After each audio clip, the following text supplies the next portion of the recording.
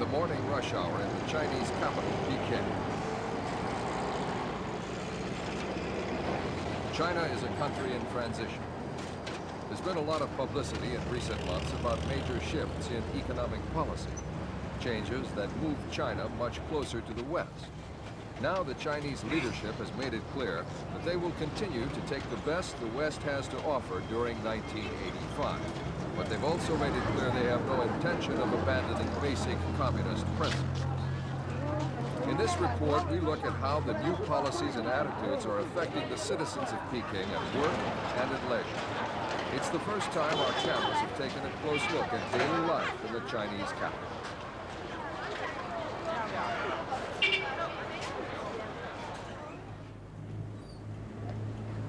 The first major shift away from Marxist-Leninist economics came in agriculture.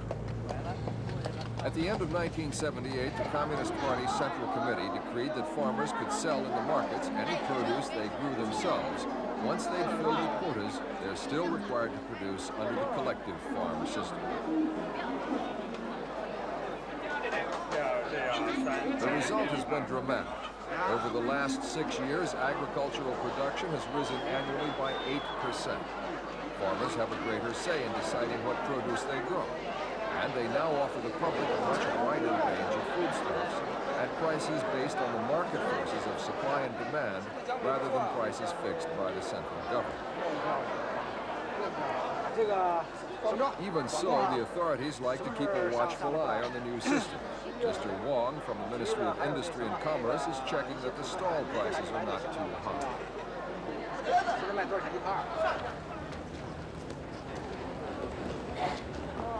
With more money in their pockets because of market sales, people from the countryside, who make up 4/5 of China's 1 billion population, have brought a huge increase in shop sales.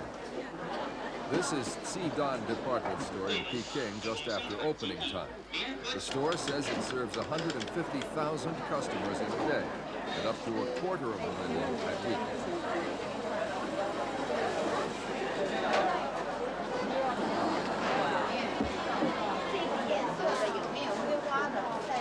Nearly all the goods here are made in China, and the increased sales have given a big boost to domestic industry. The government is already talking in terms of tripling everyone's standard of living by the year 2000 and quadrupling the gross national product. Mixing communism with consumerism is nothing new. Workers all over the world expect to be able to spend their wages on consumer goods. But Chinese industry is now introducing unmistakably capitalist principles on key issues like wages and prices. This is what's happening at the prestigious Capital Steelworks in Peking.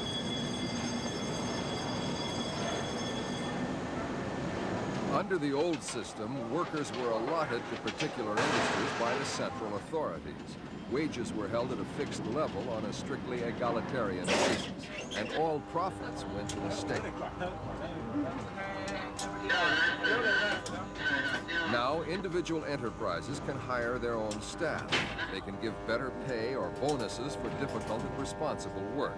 And they're expected to adjust output to meet the demands of the customer rather than meeting production quotas determined in advance by the state.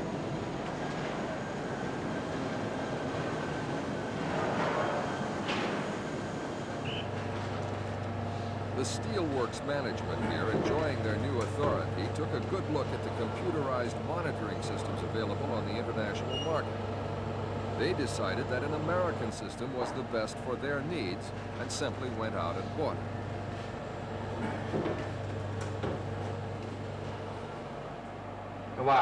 In today's China, enterprises can also keep any after-tax profits. These might go in bonus wages or in reinvestment and modernization.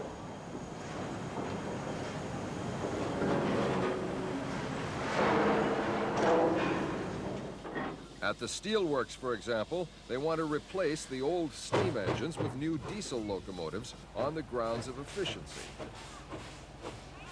This introduction of capitalist ideas is strongly criticized by traditional communists and Maoists within the Communist Party. Will it lead to fresh economic problems like unemployment? You are going to have to reduce we spoke to Tong Da Lin, the #2 man in charge of the economic reforms, to find his views. Tong Da Lin agrees that increased efficiency has created surplus labor in some industries. But no worker will be discarded. He will be found another job within the same enterprise, perhaps in the canteen or even outside planting trees. As for prices, some will go up as government subsidies are removed, but others will go down because of greater efficiency. And all the time, wages will be advancing.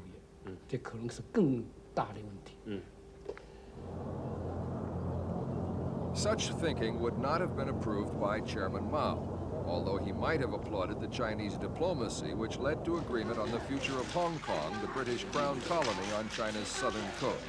This too reflected China's warmer relations with the West. The British Prime Minister, Margaret Thatcher, exchanged the final documents in December with the Chinese Prime Minister, Zhao Ziyang. Britain acknowledges that when the lease runs out in 1997 on most of the territory, the whole of Hong Kong will revert to China.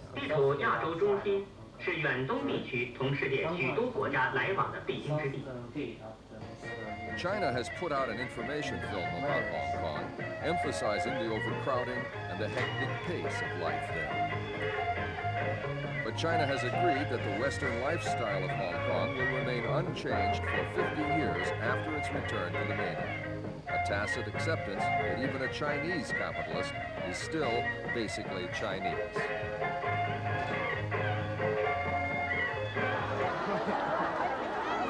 In Hong Kong itself, Mrs. Thatcher was given a mixed reception after signing the agreement.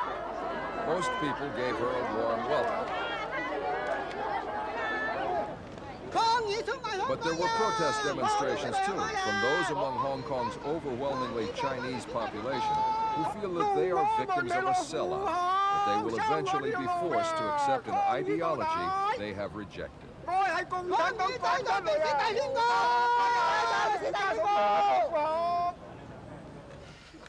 Mrs. Thatcher could only assure the residents of Hong Kong that their future could have been much less secure. I think that we should have been negligent had we not, in fact, raised the post-1997 position as we did. We raised it. We have got an agreement which is acceptable overwhelmingly to the people of Hong Kong.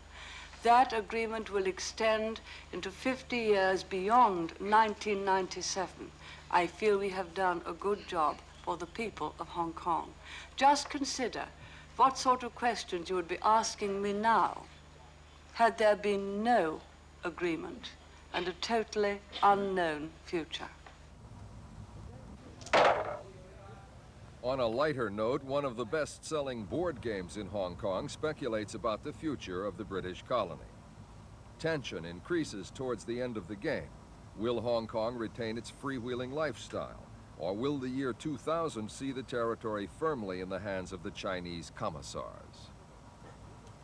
After the initialing, carrying the news of the initialing... The China Daily, published in Peking, looks just like a Western daily, except that the news content is devoted mainly to Chinese affairs. It gave full coverage to the Hong Kong story. Comment on the subject. The China Daily was launched 3 years ago to keep the English-speaking community informed about events in China. It's produced by English-speaking Chinese with help from a few foreign journalists. Now, most of the readership is Chinese, many of them eager to improve their English, though the newspaper's main function is to inform, as Deputy Editor Chen He explained. Our primary purpose is to provide news. If our readers, and there are many Chinese readers, wish to learn English as a byproduct, that's only a byproduct. We're not teaching them English as such. We're trying to tell the story. But you do, as it happens, know, don't you, that an awful lot of your readers are Chinese? Oh yes, of course, and 2/3. And so perhaps they are, in fact, increasing their facility in English. Definitely.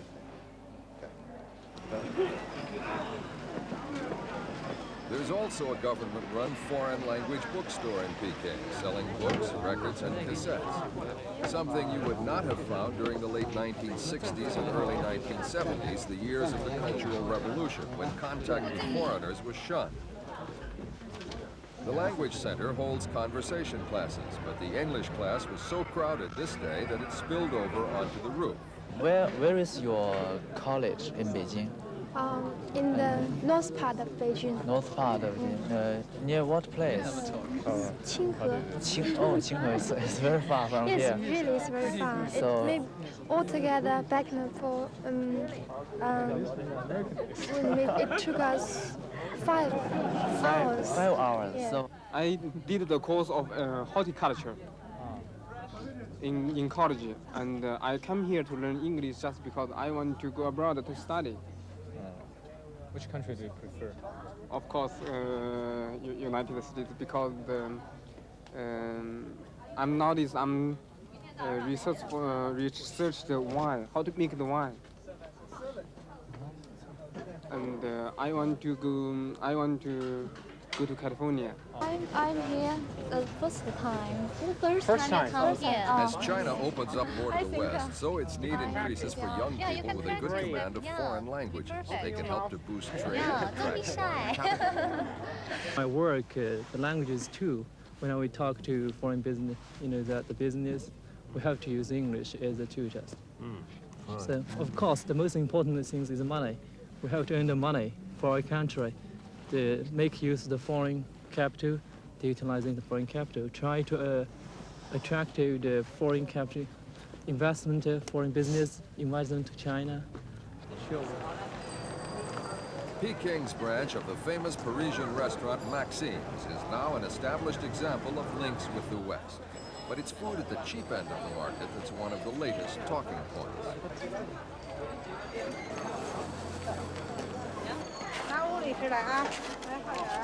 The fast food industry has been a big success in the West. This is China's equivalent. Cheap, hot meals served up on demand for the equivalent of about 40 US cents a ton.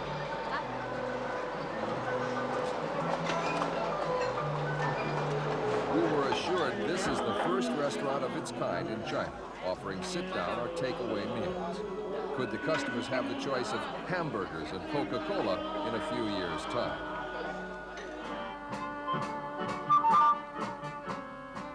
This was another surprise for our camera team, a Saturday night dance, Western style, at the Yanjing Hotel.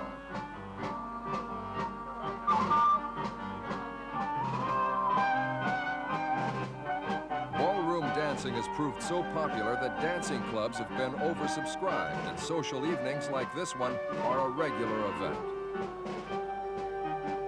Most of the dancers are young men and women who seem to enjoy the chance to meet each other informally in a country where the arranged marriage is still quite common. But the couples clearly love the dancing for its own sake as well.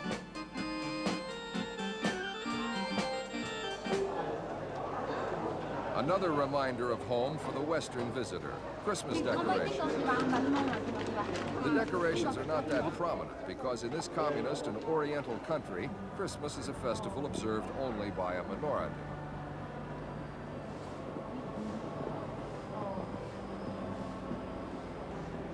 Yet early on a cold Sunday morning, the Catholic Cathedral in Peking was crowded. There are estimated to be nearly 50 million Christians in China, Catholic and Protestant. These Christians, like China's Muslims, have benefited from the change in atmosphere, the greater willingness to accept things foreign over the last few years. But it's not quite the traditional Mass. This is the Chinese Catholic Church rather than the Roman Catholic Church. The communist authorities do not approve of any references to the Pope or to Rome, on the grounds that this would undermine the authority of the party.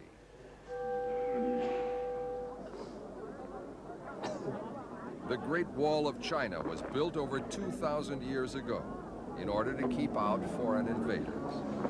Today, it's a star attraction for the increasing number of visitors from the West.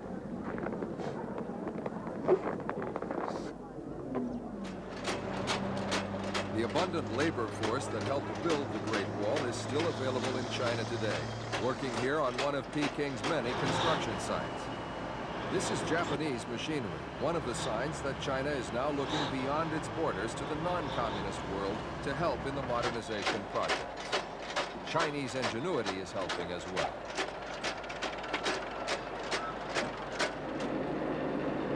Hundreds of modern buildings, mainly blocks of flats and offices, are springing up all over Peking. But traditional Chinese architecture has not been abandoned altogether. In the quarter once famous for its antique shops, the buildings are being renovated or rebuilt in the old traditional style. By the same token, the Chinese leadership, guided by Deng Xiaoping, is not about to abandon the basic communist principles which have held sway in China since the 1949 revolution. There is little doubt that the economic reforms and the prospect of Western-style prosperity have generally been welcomed by the Chinese people.